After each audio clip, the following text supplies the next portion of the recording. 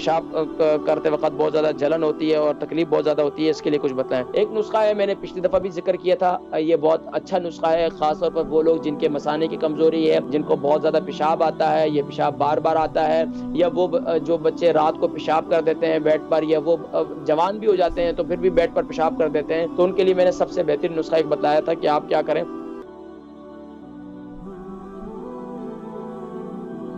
جی calls ان کو شامل کرتے ہیں۔ السلام علیکم، آگے سوال کیا ہے، فرمائیے۔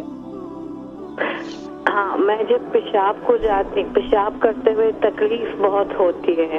کتنا عرصہ ہو گیا؟ کوئی 2-3 دن۔ اچھا 2-3 دن ہو گئے۔ اچھا یہ پیشاب کا کلر کیسا ہے آپ کا؟ پیشاب کا کلر کیسا ہے آپ کا؟ زیادہ گہرا یلو نہیں ہے، وہی تقریباً۔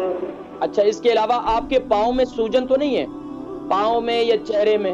چہرے پر؟ یلو جی آپ کے پاؤں پر پاؤں پر یہ چلے الحمدللہ۔ آپ پروگرام دیکھیں، میں ذکر کرتا ہوں، ٹھیک ہے۔ یہ سارا بہن ہے، ان کی 51 kg ان کا وزن ہے، اور پیشاب کرتے وقت بہت زیادہ جلن ہوتی ہے اور تکلیف بہت زیادہ ہوتی ہے، اس کے لیے کچھ بتائیں۔ ایک نسخہ ہے، میں نے پچھلی دفعہ بھی ذکر کیا تھا، یہ بہت اچھا نسخہ ہے، خاص طور پر وہ لوگ جن کے مثانے کی کمزوری ہے، جن کو بہت زیادہ پیشاب آتا ہے، یہ پیشاب بار بار آتا ہے، یا وہ جو بچے رات کو پیشاب کر دیتے ہیں بیڈ پر، یا وہ جوان بھی ہو جاتے ہیں تو پھر بھی بیڈ پر پیشاب کر دیتے ہیں، تو ان کے لیے میں نے سب سے بہترین نسخہ ایک بتایا تھا کہ آپ کیا کریں۔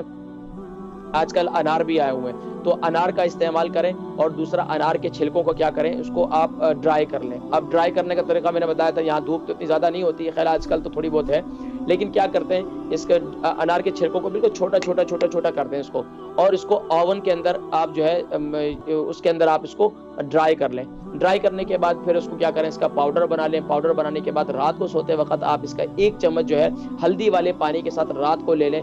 جن کو بھی پیشاب کی تکلیف ہے، اللہ کے حکم سے وہ 7 دن استعمال کریں تو ان کو خود بخود رزلٹ سامنے آ جائے گا۔ اس کے علاوہ پھر اس کے بعد 7 دن استعمال کریں، پھر 7 دن استعمال کریں، 21 دن تک آپ استعمال کریں، اللہ کے حکم سے انشاءاللہ اتنا افاقہ ملتا ہے اس نسخے کے اندر، اتنے لوگوں نے ماشاءاللہ اس سے فائدہ اٹھایا تو میں بتا نہیں سکتا۔